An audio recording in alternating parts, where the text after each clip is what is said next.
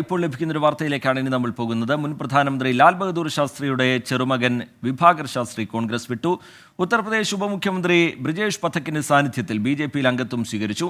പ്രധാനമന്ത്രി നരേന്ദ്രമോദിയുടെ നേതൃത്വത്തിൽ ലാൽ ബഹദൂർ ശാസ്ത്രിയുടെ ജയ് ജവാൻ ജയ് കിസാൻ വീക്ഷണം ശക്തിപ്പെടുത്താനും രാജ്യത്തെ സേവിക്കാനും കഴിയുമെന്ന് വിഭാകർ ശാസ്ത്രി പറയുന്നു. ബൽറാം നെടുങ്ങാടി വിവരങ്ങളുമായി ചേരുന്നുണ്ട് ഡൽഹിയിൽ നിന്ന്. ബൽറാം, വിവരങ്ങൾ എന്താണ് ബൽറാം?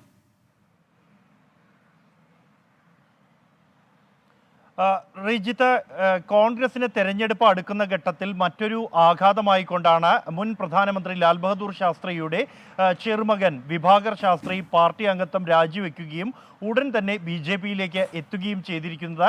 ഇന്ന് രാവിലെയാണ് കോൺഗ്രസ് അധ്യക്ഷൻ AICC അധ്യക്ഷൻ മല്ലികാർജ്ജുൻ ഖാർഗെയെ ടാഗ് ചെയ്തുകൊണ്ടുള്ള എക്സ് സന്ദേശത്തിലൂടെ താൻ കോൺഗ്രസിൻ്റെ പ്രാഥമിക അംഗത്വം രാജിവെക്കുന്നു എന്ന് അറിയിച്ചത്. ഇത് പിന്നിട്ട് മണിക്കൂറുകൾക്കകമാണ് ലക്നൌവിൽ വെച്ച് BJP അംഗത്വം സ്വീകരിച്ചത്.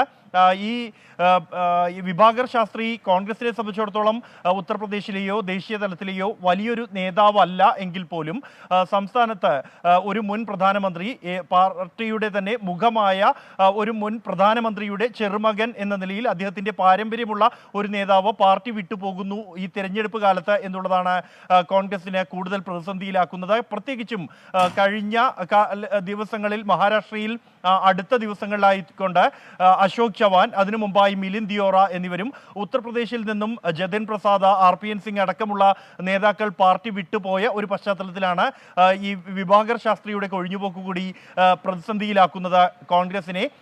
വിഭാകർ ശാസ്ത്രി നേരത്തെ ലോക്സഭാ തിരഞ്ഞെടുപ്പിൽ കോൺഗ്രസിന് വേണ്ടി സ്ഥാനാർത്ഥിയായെങ്കിലും അദ്ദേഹം പരാജയപ്പെടുകയായിരുന്നു. ഈ ലോക്സഭാ തിരഞ്ഞെടുപ്പിൽ സീറ്റ് ഉൾപ്പെടെ BJP വിഭാകർ ശാസ്ത്രിക്ക് വാഗ്ദാനം ചെയ്തു എന്നാണ് പുറത്തു വരുന്ന വിവരം. എന്തായാലും കോൺഗ്രസ് കേന്ദ്രങ്ങളിൽ നിന്നും ഇക്കാര്യത്തിലുള്ള പ്രതികരണം ഇതുവരെയും ലഭ്യമായിട്ടില്ല. ശരി, ബൽറാം നെടുങ്ങാടി ഡൽഹിയിൽ നിന്ന് വിവരങ്ങൾ നൽകുകയായിരുന്നു.